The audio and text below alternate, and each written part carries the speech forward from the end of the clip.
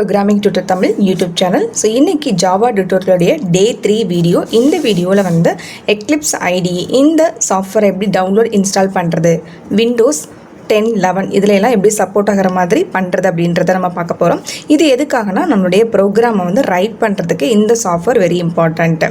Okay, அதோடு சேர்த்து நம்ம ப்ரோக்ராமை கம்பைல் ரன் பண்ணணும். அதுக்கு நம்மளுக்கு ஜேடிகே தேவை.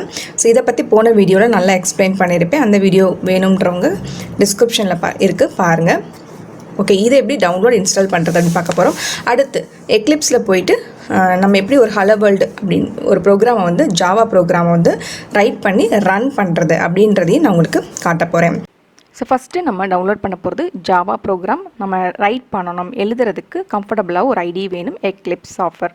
ஸோ அஃபிஷியல் வெப்சைட்டில் டவுன்லோட் பண்ணுறோம். ஸோ ஃபஸ்ட்டு லிங்க்கை வந்து கிளிக் பண்ணுங்கள். ஸோ இந்த பேஜ் வந்ததும் இந்த பேஜில் பாருங்கள், ஆரஞ்சு கலரில் இருக்கக்கூடிய அந்த டவுன்லோட் பட்டனை கிளிக் பண்ணுங்கள்.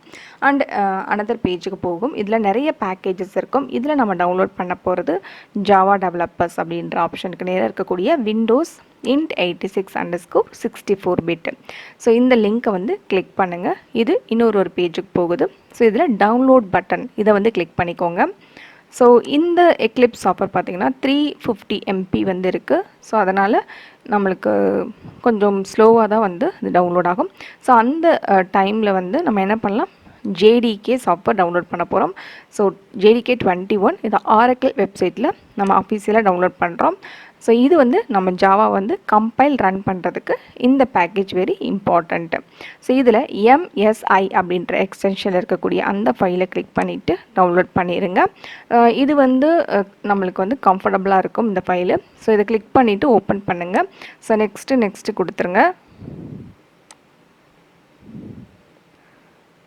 ஸோ இந்த மாதிரி நம்மளுக்கு இன்ஸ்டால் ஆக ஆரம்பிக்கும்.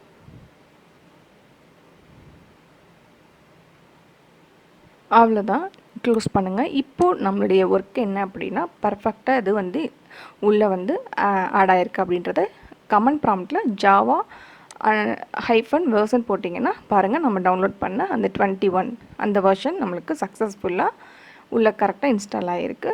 அவ்வளோதான்.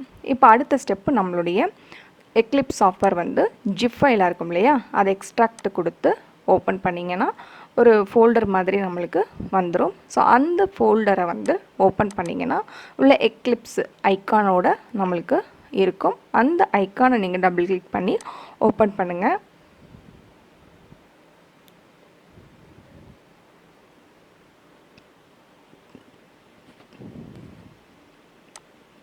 உங்களுக்கு இந்த ஒர்க் ஸ்பேஸ் ஓகே அப்படின்னா இந்த பட்டனை கிளிக் பண்ணிக்கோங்க, லான்ச் பட்டனை.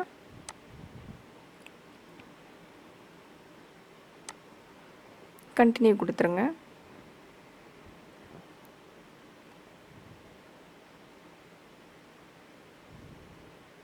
ஒர்க் ஸ்பேஸ்னால் நம்ம இந்த இடத்துல ஃபோல்டரில் நம்ம க்ரியேட் பண்ணுற அந்த ஃபைல்ஸ்லாம் போயிட்டு ஸ்டோர் ஆகும் அப்படின்றது. இப்போ 2 ஆப்ஷன் கேட்கும். அதில் நான் ஃபஸ்ட் ஆப்ஷன் கொடுத்துட்டு கிளிக் பண்ணுறேன். இது வந்து விண்டோஸ் டிஃபென்சர் நம்மளுக்கு வந்து உள்ளே செக் பண்ணி உள்ளே நம்மளுக்கு அந்த அப்ளிகேஷன் ஓப்பன் ஆகுது. ஸோ அதை கிளிக் பண்ணிட்டு பண்ணுறது நல்ல விஷயந்தான். இப்போ அப்ளிகேஷன் ஓப்பன் ஆகிடுச்சு. இதில் ஃபஸ்ட்டு நம்ம வந்து ஒரு பேக்கேஜ் க்ரியேட் பண்ணுறோம். So file new to Java package வந்து கிளிக் பண்ணுறோம். கிளிக் பண்ண உடனே கீழே வந்து நம்ம வந்து ஒரு நேம் வந்து பேக்கேஜ் நேம் வந்து கொடுக்கணும். ஸோ நான் வந்து பேக்கேஜ் நேம் வந்து டைப் பண்ணுறேன். டைப் பண்ணிவிட்டு நெக்ஸ்ட் கொடுத்துட்றேன். ஸோ இப்போது சைடில் வந்து பார்த்திங்கன்னா நம்ம க்ரியேட் பண்ண பேக்கேஜ் இருக்கும். ஸோ அந்த பேக்கேஜில் போயிட்டு இப்போ நமக்கு தேவையான ப்ராஜெக்ட்ஸ் வந்து நம்ம எத்தனை ப்ராஜெக்ட்னாலும் நமக்கு க்ரியேட் பண்ணிக்கலாம். ஸோ நான் ஒரு நியூ ப்ராஜெக்ட் கொடுத்துட்டு அதில் வந்து ஜாவா ப்ராஜெக்ட் அப்படின்றத கொடுத்துட்றேன். ஸோ ப்ராஜெக்டோடைய பேர் வந்து நான் ஒன்று கொடுத்துக்கிறேன். அதில் பார்த்திங்கன்னா கீழே இந்த ஜாவா EC21 அப்படின்ற நம்மளுடைய ஜேடிகே அதுதான் கம்பைல் ரன் பண்ணி கொடுக்கும். அது நம்மளுக்கு ஆட்டோமேட்டிக்காகவே பார்த்திங்கன்னா ஆட் ஆகிருக்கு. ஸோ நெக்ஸ்ட்டு கொடுத்துருங்க. கிளிக் பண்ணிவிட்டு நியூவில் போய்ட்டு கிளாஸ் கொடுத்துருங்க. ஒரு கிளாஸ் ஃபைல் நம்மளுக்கு வெரி இம்பார்ட்டண்ட் ஒரு ப்ரோக்ராம் ரைட் பண்ணுறதுக்கு. ஸோ அதுக்கு ஒரு நேம் கொடுக்கணும். ஸோ ஃபஸ்ட் லெட்டர் வந்து கேபிட்டல் கண்டிப்பாக கொடுத்துருங்க.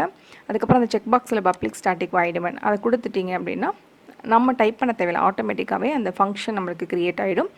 ஸோ இப்போ இந்த ஃபங்க்ஷனுக்கு உள்ள அந்த கமாண்ட் இருக்கு இல்லையா, அந்த கமாண்ட் எடுத்து விட்டுட்டு அதில் பேசிக்காக ஹலோ வேர்ல்ட் அப்படின்ற ஒரு மெசேஜை நம்ம டிஸ்பிளே பண்ணுறோம் ஜாவா லாங்குவேஜில். ஓகே, ஸோ அதனால் system.out.println open and close parenthesis அப்புறம் டபுள் கொட்டேஷன் உள்ளே கொடுத்துட்டு உள்ளே வந்து ஹலோ வேர்ல்டு. உங்களுக்கு வேறு ஏதாவது ஒரு மெசேஜ்னாலும் இந்த டபுள் கொட்டேஷனில் கொடுத்துக்கலாம். ஸோ கொடுத்துட்டு ஜஸ்ட் அந்த க்ரீன் கலர் ப்ளே பட்டன் இருக்குல்ல, அதை கிளிக் பண்ணிட்டிங்கன்னா ரன் ஆயிரும்.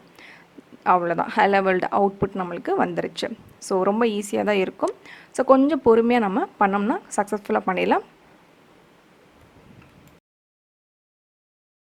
இந்த வீடியோ இப்போ பார்த்து முடிச்சிருப்பீங்க. இதில் ஏதாவது டவுட் இருந்துச்சு அப்படின்னா எனக்கு கமெண்ட் பண்ணுங்கள். யூஸ்ஃபுல்லாக இருந்துச்சு அப்படின்னா யூஸ்ஃபுல் அப்படின்றத மெசேஜ் பண்ணிடுங்க. வீடியோ என்னவா இருக்கும் அப்படின்னா இந்த ஹலோ வேர்ல்டு ப்ரோக்ராம் ஜஸ்ட் நான் ரைட் பண்ணி ரன் பண்ணி காமிச்சிடுவேன்.